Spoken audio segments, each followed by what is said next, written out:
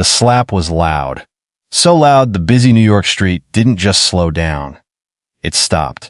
In the heart of the Diamond District, where silence is usually a sign of a high-stakes deal, the sound of skin hitting skin rang out like a gunshot. Everyone turned. Phones were whipped out with the synchronized precision of a choreographed dance. At the center of the circle stood Elena Vance. She was draped in ivory silk, her hair a waterfall of expensive chestnut waves, her eyes hidden behind oversized Chanel shades. She looked like a goddess who had accidentally descended into a sewer. At her feet, a man sat sprawled on the concrete. He was old, his clothes were stained with the city's grime, and his hands, raw and calloused, were trembling. "You disgusting, filthy animal." Elena's voice was a whip. "Do you have any idea what this dress costs? You've ruined it." The old man, who had merely stumbled and brushed his shoulder against her while trying to navigate the crowded sidewalk, looked up. He didn't beg. He didn't scream back. He simply watched her with eyes that were surprisingly clear, even through the haze of his disheveled appearance. "I'm sorry, miss," he whispered, his voice raspy. "I lost my balance. You lost your place," she snapped. Elena didn't just feel anger. She felt violated by the proximity of the lower class. She looked around at the gathered crowd, her chin held high, waiting for the applause she felt she deserved for cleansing her personal space. She felt untouchable. After all, in 3 days, she was set to marry Julian Sterling, the man who practically owned the skyline she stood beneath. To Elena, the world was divided into two groups, the Sterlings of the world and the dirt beneath their custom-made souls. But as she strutted away, her heels clicking a rhythmic victory song on the pavement, she was unaware of the hidden identity trap she had just walked into. The audience, the people watching this play out on social media or from the windows of the surrounding boutiques, felt a surge of visceral tension. They saw a cruel heiress attacking a defenseless man. But the true power of the hook lay in the secret the man held. Underneath that tattered hoodie and the smudge of dirt on his cheek, the old man was not a beggar. He was Julian Sterling. He had spent the last 48 hours living on the streets of his own city, a private test he performed before every major life decision. He wanted to see the world as it was, not as it was presented to him in mahogany boardrooms. He wanted to see the face of the woman he was about to give half his empire to, when she thought he had nothing to offer her in return. The slap still stung, but the physical pain was nothing compared to the clarity Julian now possessed. As he watched Elena's Porsche disappear into the Manhattan traffic, he didn't feel rage. He felt a cold, surgical sense of relief. The hook was set. Elena had just spent 20 years climbing a social ladder, only to kick the face of the man holding it up. She had walked away, feeling powerful, unaware that the very man she had just labeled disposable was the only reason she was relevant. The moral divide was no longer a crack. It was a canyon. The audience sat in the God view position, waiting with bated breath for the moment the ivory silk would meet the cold, hard reality of Julian's true identity. The trap was shut. She just hadn't felt the teeth yet. The marble floors of the Sterling Tower were so polished they mirrored the sky, but for Elena Vance, they were merely a stage. She walked through the lobby, not as a guest, but as a conqueror. To Elena, authority wasn't earned. It was an outfit she put on every morning. Her perfection was weaponized. Every strand of hair was lacquered into place, and her perfume was heavy enough to demand space before she even entered a room. She stopped at the reception desk, not bothered to look at the human being behind it. "The penthouse elevator. Now," she commanded, her voice thin and sharp like a paper cut. When the young clerk hesitated for a fraction of a second to check her ID, Elena didn't explain. She leaned in, her asterisk entitlements radiating like heat off a pavement. Do you know who I am? I don't wait. Waiting is for people who have nowhere to be. I am the reason this building has a future. In that same building, 30 floors down in the service basement, asterisk, Sarah was beginning her shift. Sarah didn't have ivory silk or Chanel shades. She had a faded navy uniform and a pair of sneakers that had seen too many miles. But while Elena's presence was a storm, Sarah's was a steady light. Sarah's life was defined by asterisk quiet courage. She didn't complain about the back-breaking work, or the fact that she was invisible to the titans of industry who stepped over her wet floors. Her asterisk dignity wasn't tied to a bank account. It was tied to the way she held her head. When a coworker dropped a heavy crate of cleaning supplies, scattering glass and chemicals across the floor, Sarah didn't roll her eyes or walk away. She knelt. "It's okay, Marcus," she whispered, her asterisk empathy acting as a shield for the trembling older man. "I've got the heavy side. Go take 5 minutes. I'll clear this." She didn't do it for a tip or a like on a screen. She did it because, to Sarah, no one was disposable. The asterisk contrast between the two women was never more apparent than an hour later in the executive hallway. Elena was pacing, fuming because Julian was late for their lunch. She saw Sarah scrubbing a stubborn scuff mark near the elevator. To Elena, Sarah wasn't a person. She was an obstacle. "You," Elena snapped, pointing a manicured finger. "There's a smudge on my shoe. Fix it." Sarah looked up. She saw the rage in Elena's eyes, the hollow, desperate need to feel superior. Sarah stood slowly, wiping her damp hands on her apron. She didn't shrink. She didn't tremble. "I'm a cleaner for the building, Mom, not a servant for your vanity," Sarah said. Her voice calm and level, Elena's face contorted. The asterisk foil was complete. The woman who had everything but lacked basic humanity, versus the woman who had nothing but possessed an ironclad soul. Elena raised her hand to strike, her entitlement finally boiling over into violence. "You are nothing," she shrieked. "You are a ghost in this building." But the hand was caught midair, not by Sarah, who stood her ground with unflinching eyes, but by the man who had been watching from the shadows of the corner office. The justice that followed wasn't just a plot twist. It was a cosmic rebalancing. When Julian stepped forward, stripping away his anonymity to defend Sarah, the viewer feels a visceral surge of satisfaction. It isn't just because the bad guy lost. It's because Sarah's quiet goodness was finally given the volume it deserved, while Elena's loud perfection was revealed to be nothing more than a hollow mask.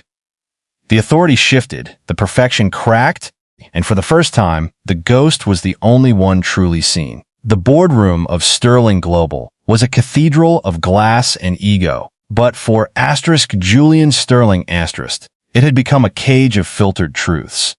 Everyone smiled at him. Everyone agreed with him. He was the sun, and they were the satellites basking in his reflected wealth. But Julian knew the most dangerous lie a powerful man can believe is that the world is as polite as it appears in a penthouse. "The wedding is in 3 days, Julian," his advisor whispered. "The merger with the Vance family is the final piece of the empire." Julian looked at the portrait of asterisk Elena Vance on his desk, polished, flawless, and perfectly curated. "I don't care about the empire," Julian said quietly. "I care about the soul of the woman I'm sharing it with." That night, the transformation began. Julian stripped away the tailored suits and the $50,000 watch. He traded them for a thrift store hoodie, tattered jeans, and a pair of scuffed boots. He rubbed a little charcoal under his eyes to look hollow and unwashed. He stepped out of his private elevator and into the rain-slicked streets, not as the billionaire king of New York, but as a ghost. This was the asterisk test of character asterisk. Julian's experiment was built on a single brutal philosophy. You do not truly know a person until they believe you are beneath their notice. For 48 hours, Julian sat on the cold concrete of the city he owned. He watched the world move. He saw how the same people who would have bowed to him in his office now looked through him as if he were made of air. He was a person who could do absolutely nothing for them, and therefore, to most, he had ceased to be human. Then came the moment of truth. He saw Elena's white Porsche pull to the curb. He watched her step out, looking like a dream in ivory silk. This was the woman he was set to marry. This was his partner. He purposefully stumbled into her path, his shoulder lightly brushing hers. "I'm so sorry, Mom," he rasped, keeping his head down. The reaction was instantaneous. There was no hesitation, no flicker of concern for the old man who had nearly fallen. Elena's face contorted with a disgust so deep it was visceral. She didn't see a human being. She saw a stain on her perfect afternoon. "You filthy animal," she screamed, the slap echoing off the surrounding glass. "Look at you! You're a waste of space." Julian felt the sting on his cheek, but the coldness in his heart was sharper. She had failed. In her mind, because he had no money, no status, and no power, he was a target for her cruelty. She treated him like trash because she believed there were no consequences for doing so. An hour later, Julian sat on a park bench, shivering in the damp cold. That was when Sarah appeared. She was a cleaner from his own building, heading home after a 12-hour shift. She saw the Beggar and didn't look away. She sat beside him and handed him a warm cup of coffee and a sandwich she had bought for her own dinner. "It's not much," she said softly, "but you look like you've had a hard day." She didn't know he was her boss. She didn't know he could double her salary with a pen stroke. She helped him because her character was rooted in empathy, not transactions. The contrast was absolute. Elena's character was a performance for the powerful. Sarah's character was a gift to the powerless. When Julian eventually returned to the Sterling Tower, the experiment was over, but the lesson remained. True character isn't what you show the world when you're on a stage. It's what you do in the shadows, to the people who can never pay you back. Julian didn't just cancel a wedding that night. He dismantled an illusion.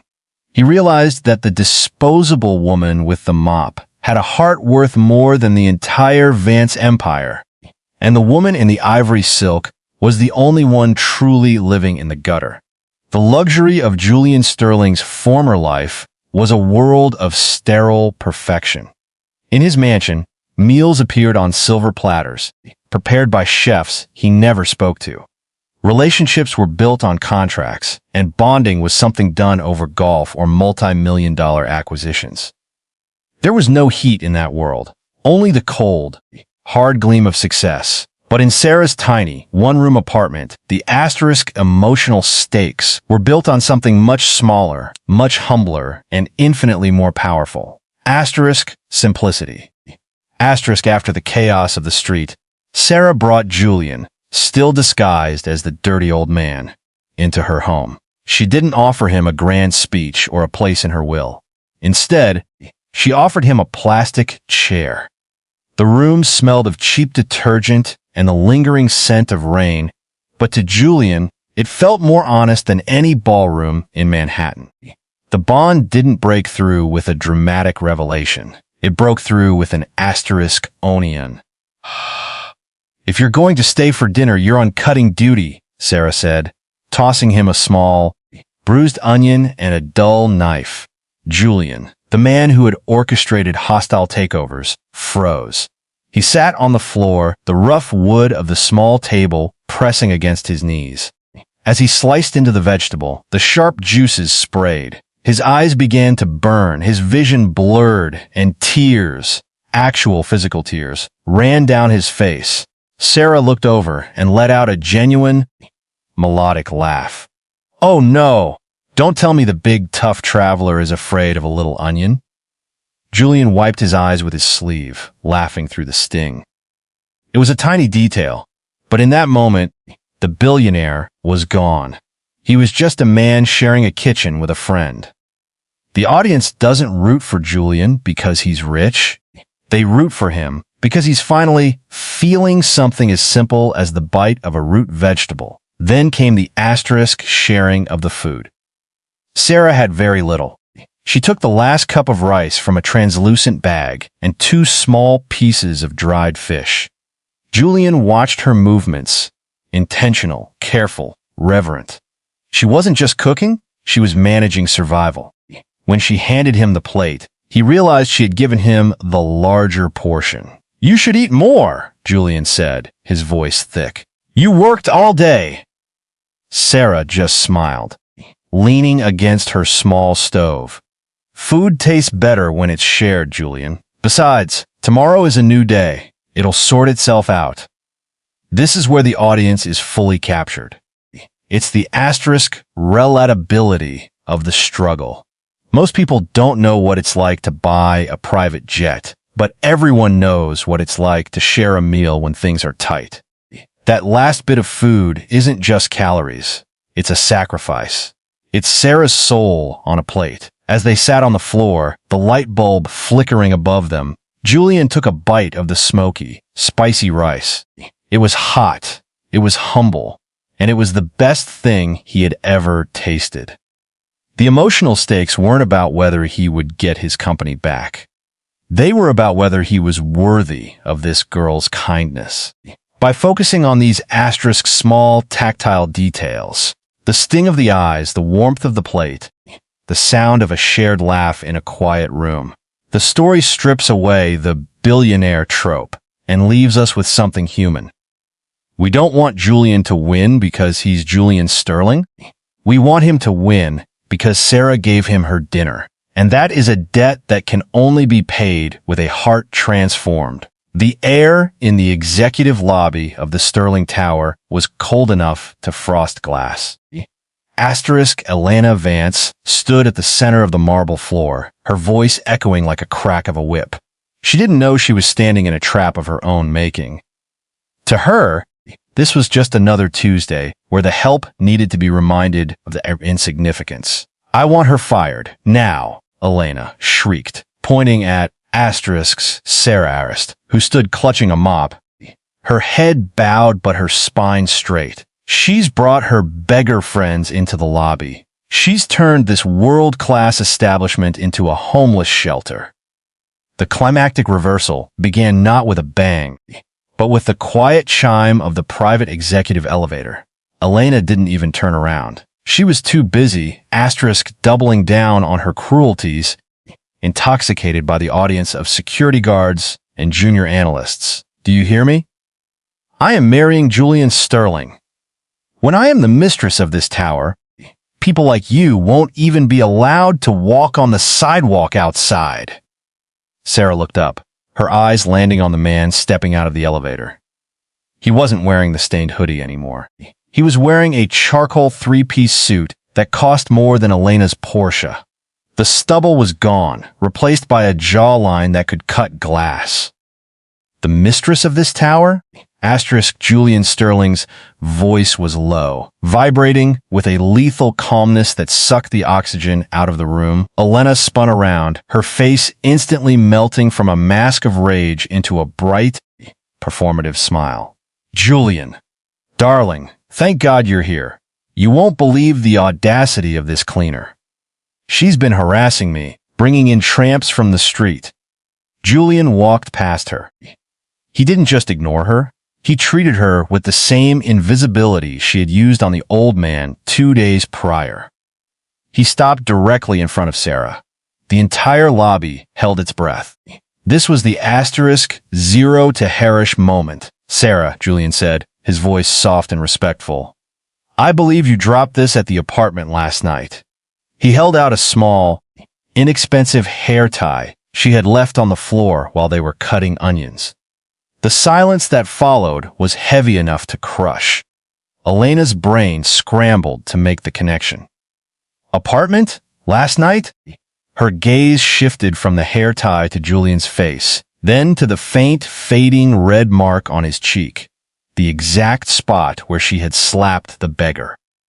The Grakes to gutter fall was instantaneous. Elena's skin turned a ghostly shade of gray. Julian! That man! He was you were! Julian finally turned to her. His eyes weren't filled with anger. They were filled with a profound, final indifference. The man you slapped was me, Elena. The man you called filthy was the man you claimed to love. But more importantly, the woman you called disposable is the only person in this city who treated me like a human being when she thought I had nothing. He reached into his breast pocket and pulled out the gold-edged marriage contract. Without breaking eye contact, he tore it down the middle. The sound of the paper ripping was the final nail in the coffin of Elena's social standing. Security, Julian commanded. Escort Ms. Vance out. She is barred from this property. Permanently. As the guards took Elena's arms, the same guards she had been bossing around moments before, she began to wail, her perfection dissolving into streaks of mascara and desperate pleas. She had fallen from the heights of Manhattan society to the absolute bottom in less than 60 seconds. Julian turned back to Sarah, who was still frozen in shock. He took the mop from her hand and set it aside.